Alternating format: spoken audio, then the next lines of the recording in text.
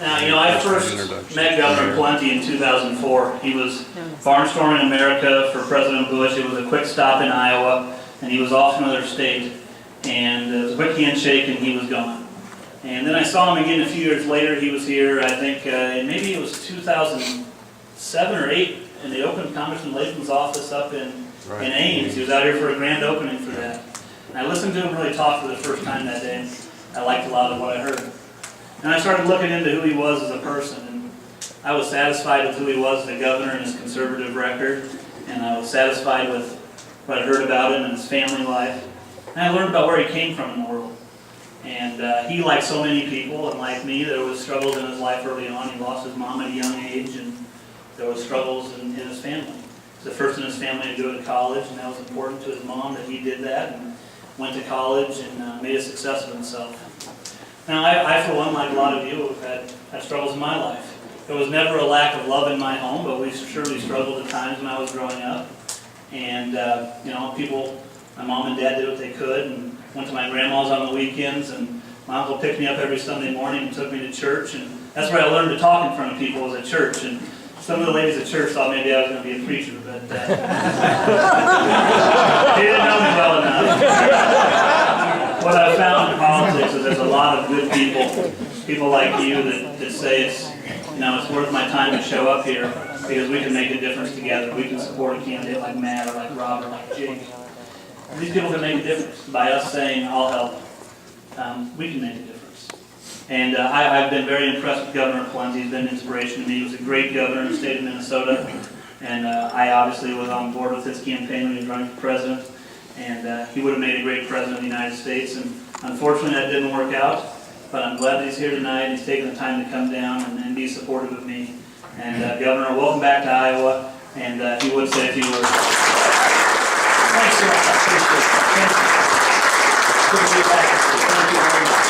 I'm delighted to be here tonight, and I was very excited and honored to get the invitation from Chad to come and be part of this gathering. It's an honor to run for President of the United States. Now, some of you may think that your neighboring state of North Minnesota, that maybe me or certainly Michelle Bachmann are some of the better-known Minnesotans nationally, but that's really not true at all. I mean, the honor of the best-known Minnesotan certainly goes to the soon-to-be former Mr. Kim Kardashian, Chris Humphrey. Now, I don't know if many of you have followed this saga, but if you heard about it or watched the Kardashian show, you know about Kim Kardashian. It's a disaster. It's a train wreck. But she marries Minnesotan and NBA basketball star Chris Humphrey. And by all accounts, he goes to one of the church plants, to the main church that I go to. I don't know him, but he, by all accounts, a very nice man. But Minnesotans feel sorry for Chris Humphrey because, some people thought Kim duped him into this marriage. The marriage only lasted 72 days. And so there's this empathy, this sympathy for Chris in Minnesota. And I try to go around and tell people, don't feel sorry for Chris Humphrey. His marriage lasted longer than my presidential campaign. And, I did have one book out earlier. You probably didn't hear about it or read it. Nobody did. But I got a new book coming out, a second one that I think you'll be very interested in. It's about my presidential campaign. The main title is My American Journey. But the subtitle is All the Way from Minnesota to Iowa. Covering the water. A lot of you in the room are helpful, and it's good to see you. It's good to be amongst friends. But I'm here tonight because I want to lend voice to my friend Chad. I know politicians always say my friend. They throw the word or the phrase around. It doesn't always mean much, but in this case it means a lot. This is somebody who pulled alongside with me. We've had a chance to share our life experiences, different in some ways, but similar in other ways. In an early stage of our lives, facing some challenges at the time, seems like a hardship and a lot of heartache and heartbreak, but as you look back on it with the benefit of years and decades, you see that it steeled you and prepared you in other ways that you can now take advantage of and put to good use. And that's what Chad has done. And I know as a Dallas County recorder, 2 years away from the election, you say, why are we gathered here tonight? Friends, family members, others. It matters that good people raise their hand and say, I'm willing to go do this. I'm willing to go be state legislator, county recorder, school board member, county commissioner, other local offices, state offices, national offices, because if we don't have good people of good character, of good competence, stepping forward and saying, I'm willing to do this, then the vacuum gets filled by the goofballs. And we got to have goofballs in politics. It's an honorable thing, public service. And when good people step forward and say, I'm willing to do this, it's incumbent upon the rest of us to pull alongside and say, we're with you. And whether that means writing a check or dropping literature or making phone calls or the like, it's important that we do it. So we not only salute you, but we want you to know we're with you, Chad, and we appreciate your tremendous competency. I want to share a few thoughts with you about the race for president, not because I want to relive it, but it shares a reflection about where we're headed going forward. Yeah, thank you. When I was running, there was 3 things that happened that I think can summarize much of what the country's facing, and I hope we'll choose well. One was right here in Iowa. I was getting ready for a meeting, and I think it was in Des Moines, and a little 10-year-old boy and his mom came up to me out in the hallway right before the meeting. The mom introduced me to this boy, and she said, Governor, listen to his economic theory. And I said, lay it on me. And it was so good, I turned out, we just gave him the microphone at the town hall meeting and let him explain it. But what he said in that meeting when I gave him the microphone, and I'll repeat it almost verbatim for you here tonight, is this. He said, Governor, when you keep the taxes low, then people will have more money. And if people have more money, then they'll buy more things. And if people buy more things, then the businesses will be busier. And if the businesses are busier, then they'll hire more people. And then those people will have more money, and so on and so on. Ladies and gentlemen, we shouldn't have to have a 10-year-old boy know more about the private economy in our country than the current president of the United States.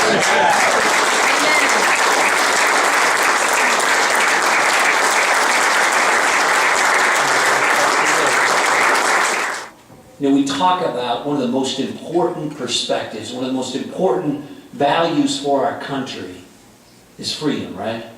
We're not the greatest country in the world because we're the biggest. We're not. We only have 300 million people. We've got places in the world that are 3, 4, 5 times bigger than us. We're not the greatest country in the world because we're the cheapest. We ought to be more competitive, that's for sure. But there are places dramatically, wildly cheaper than us. So we're not going to be the biggest, and we're not going to be the cheapest. We ought to be the freest. And when people hear that, they think, oh, it's just some politician flapping his or her job out of a bygone word that doesn't mean anything anymore. It means everything. It means everything. And when we talk about freedom and the possibility that we could lose it, I just ask you to think of 2 things.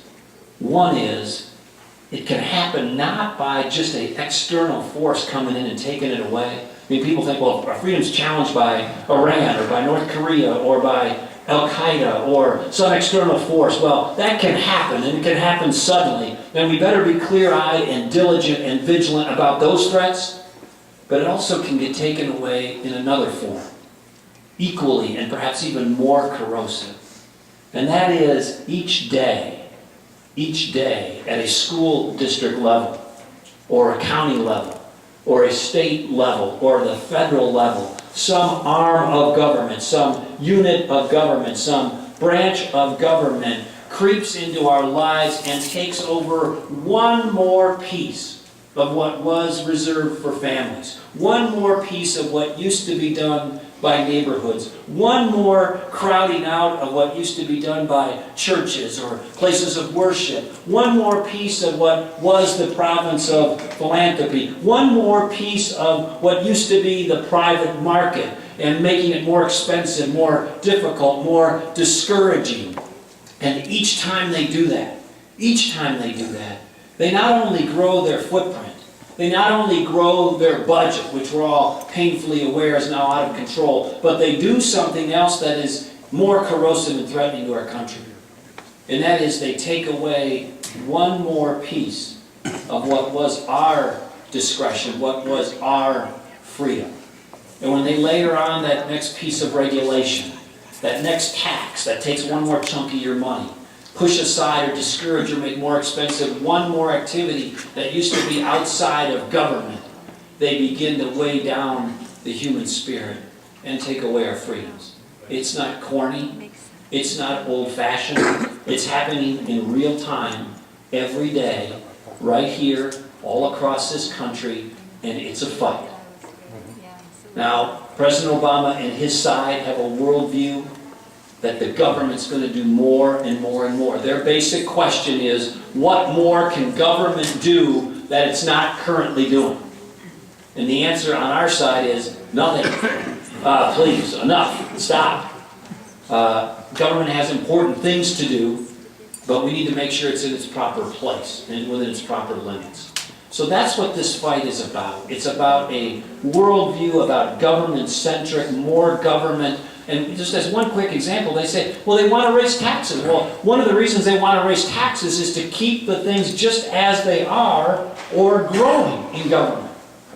We don't want that. So when people say, well, why don't you want to raise taxes? There's a whole bunch of good reasons. But one of it is, the idea here is not to just grow government. It's to shrink and limit and get it back within its proper scope. And we'll close with this. Some of you support or supported other candidates for president, maybe early on me, at least one of you did. Chad, thanks.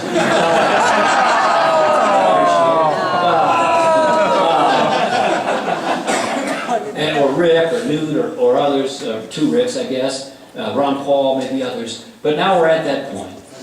Mitt's going to be the nominee. That may excite a lot of you. It may be acceptable to others. Some others may be holding out for one last gasp from another candidate. But it's time to pull together now as a team. And we got to make sure that the main focus is defeating Barack Obama. That man wasn't ready to be president last time. He's got a dangerous agenda for this country.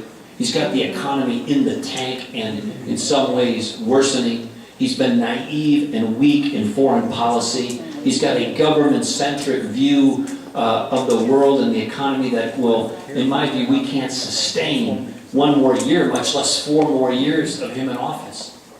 And now we need to make sure we unite as a team. Whether you're the Michael Jordan in the story or the rookie, we got to do everything we can to get Mitt Romney elected President of the United States. So I hope that with that spirit in mind, the team spirit, the goal of defeating Barack Obama, the importance of that, the understanding that we're going to move in a conservative direction, a Republican direction, I want to put that pitch in for us to unite here in Iowa and across the country as conservatives. Thanks for coming. Thanks for supporting this great leader. And thank you very much. I appreciate it.